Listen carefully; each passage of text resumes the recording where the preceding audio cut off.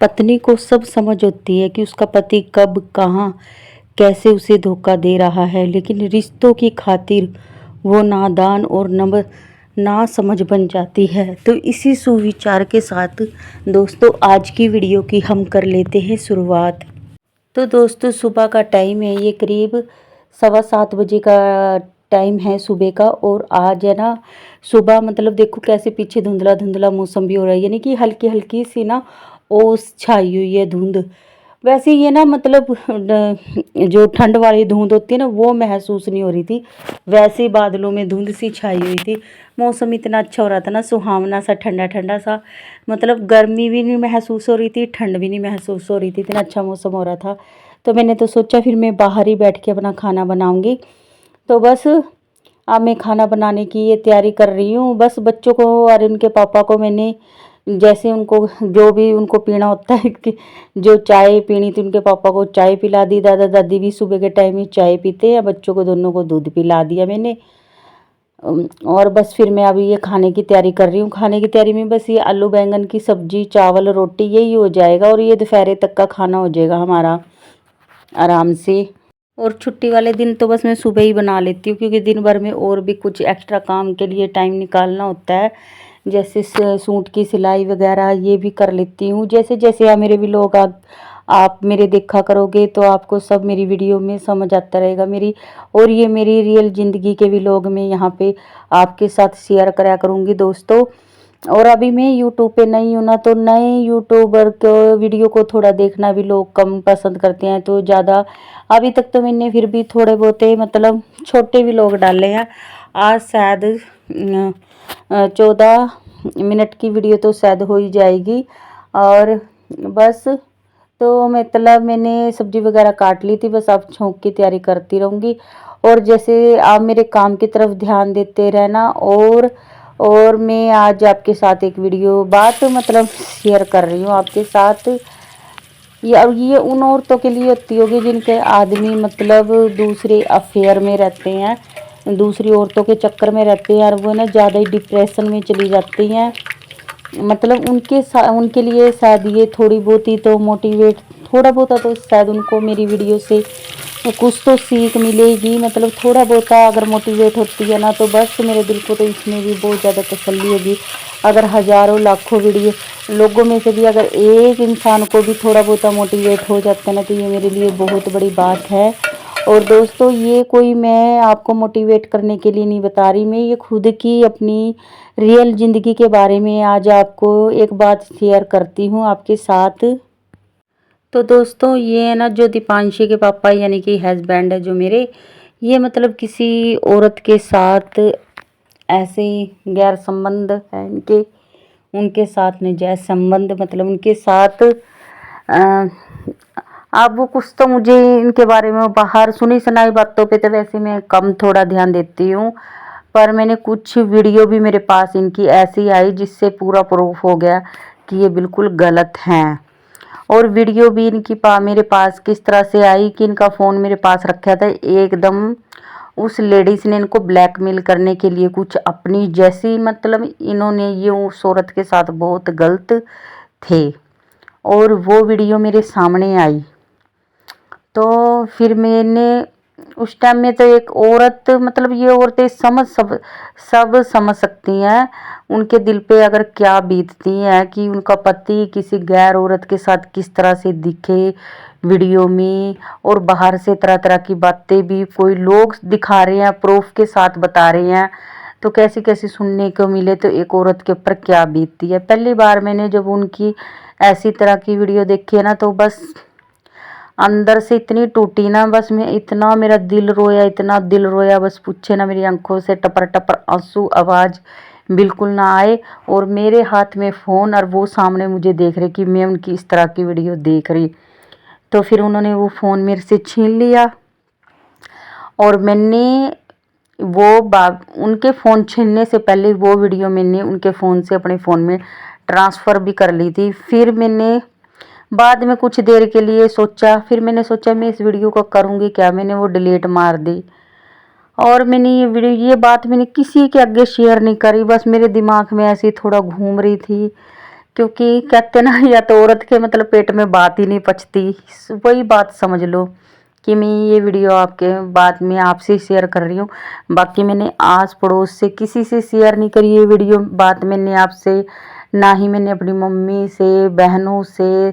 हाँ, सास को मैंने ज़रूर बता दी, सास को मैंने, सास मतलब सास को वो वीडियो भी मैंने दिखा दी भी। कल को किसी भी तरह की कोई अगर बात उठती है ना, मेरी सास मेरे ऊपर किसी भी तरह की वो करती है, तो मैं उसको ये कहने योग्य हो जाऊंगी कि तुम्हारा बेटा कैसा है।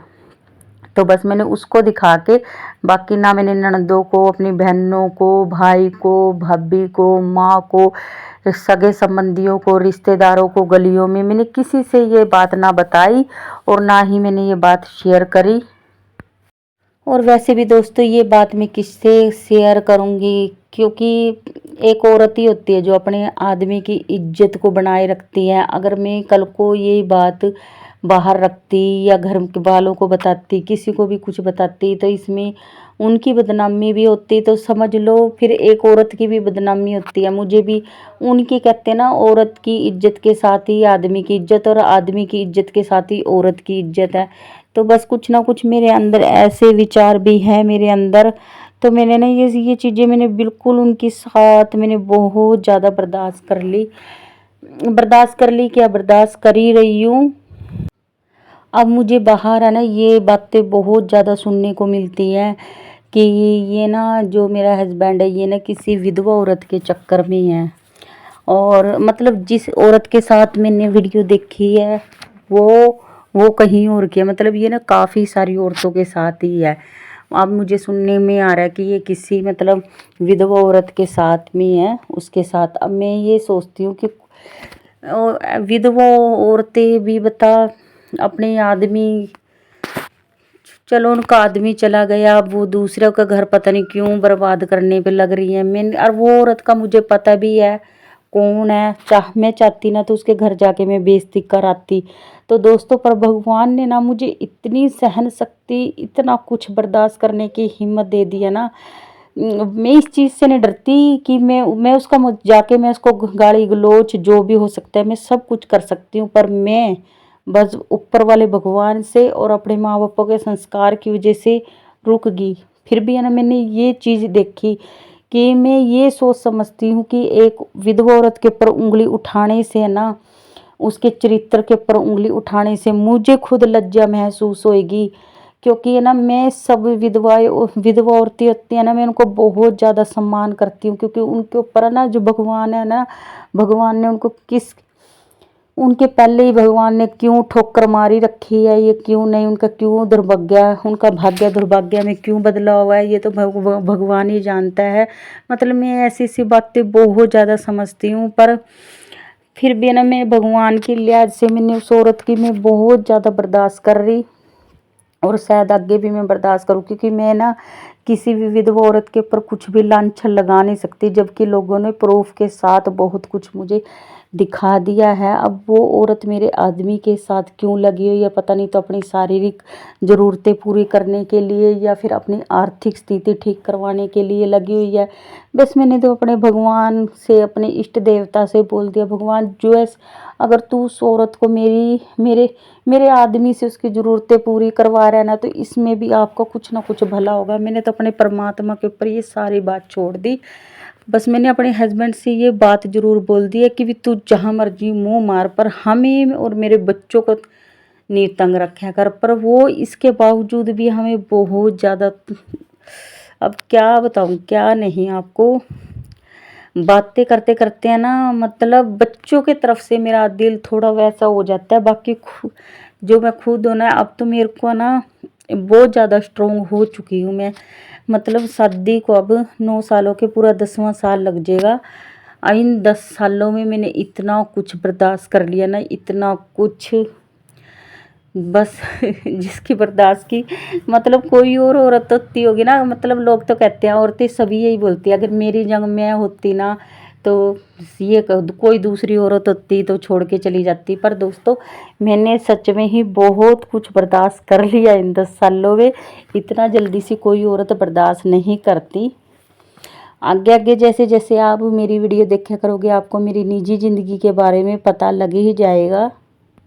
और दोस्तों जब से वो औरत मेरे आदमी की ज़िंदगी में आई है तब से तो ना ये 2025 के तो ना सारे त्योहार ही हमारे हमारे क्या मेरे नाम के तो बिल्कुल ही बेरंग ही हो गए। क्योंकि है ना ये हमारे मतलब अभी करवा चौथ कितना बड़ा त्योहार गया, औरतों ने कितनी क्या क्या शॉपिंग करी।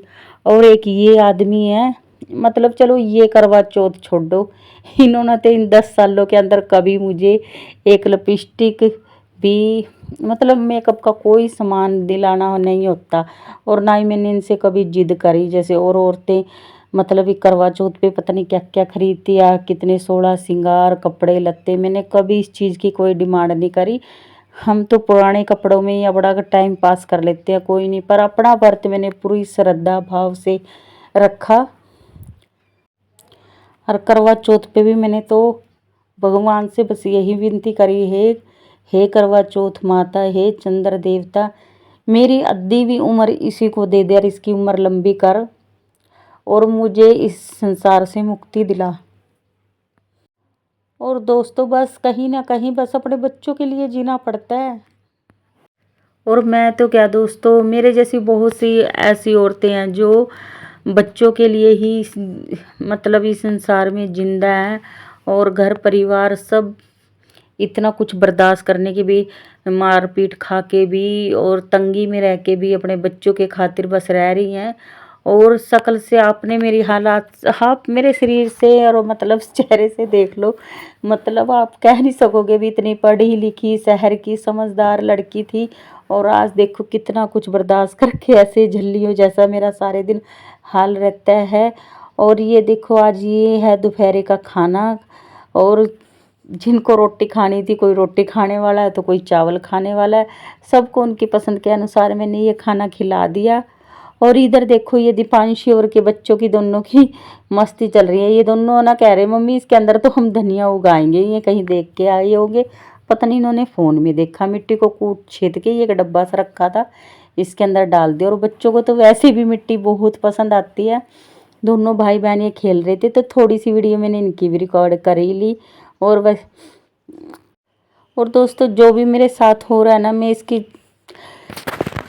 चिंता तो देख इतनी बड़ी बात होती है पर इतनी नहीं जितनी आजकल की औरतें जिनके साथ ऐसी स्थिति होती है ना, वो बहुत ज़्यादा डिप्रेशन में चली जाती है। उस हद तक मैंने इस चिंता को अपने गले नहीं लगा रखा। 10 छोड़ो 5% में इस चीज़ की चिंता लेती हूँ। क्योंकि क्या करना दोस्तों, टेंशन लेके किसी का कुछ नहीं जाना, एक आधी बीमारी और मेरी फालतू लग जाएगी टेंशन ले लेके। और अपने खुद उससे स्ट्रोंग बन के रहना, अपने बच्चों को देखना है, वो बाहर मुंह मार रहा है तो मारने दो, कोई चक्कर नहीं। अभी भगवान की दया से हमारे तो हाथ पैर सलामत हैं, करेंगे कमाएंगे खाएंगे और बच्चों को अपने को देखेंगे। अपने बच्चों के लिए जीना भी है, सब कुछ है।